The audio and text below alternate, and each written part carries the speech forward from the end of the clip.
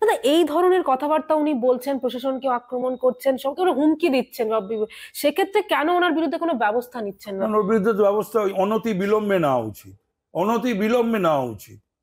ক্ষমতা নেই, তার কারণ হচ্ছে আমরা দেখেছি যে পশ্চিম বাংলায় সে হুমায়ুন হোক, সে শওকত হোক, সে জাহাঙ্গীর হোক, সে কেষ্টমণ্ডল হোক,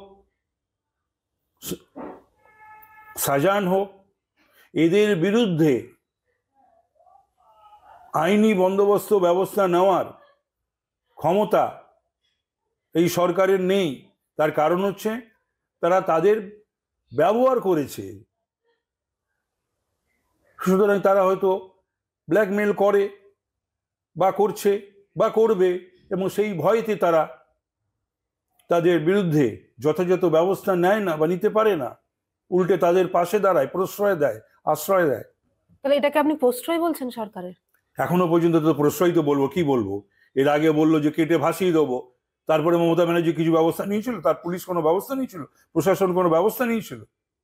এই সমস্ত কথা বাংলায় কখনো কেউ বলেছে? না বলা যায়।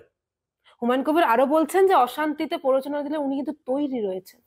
যা কিছু দেখা যাবে সেটা বুঝবে, সেটা তো সরকারের বোঝার ক্ষমতা, সরকারের বোঝার ক্ষমতা।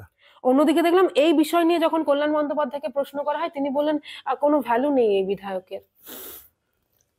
তৃণমূলে অ্যাকচুয়ালি কারুরই কোনো ভ্যালু নেই। তৃণমূলে মমতা ব্যানার্জি আর অভিষেক ব্যানার্জি ছাড়া কল্যাণেরও ভ্যালু আছে নাকি? কারুরই ভ্যালু নেই।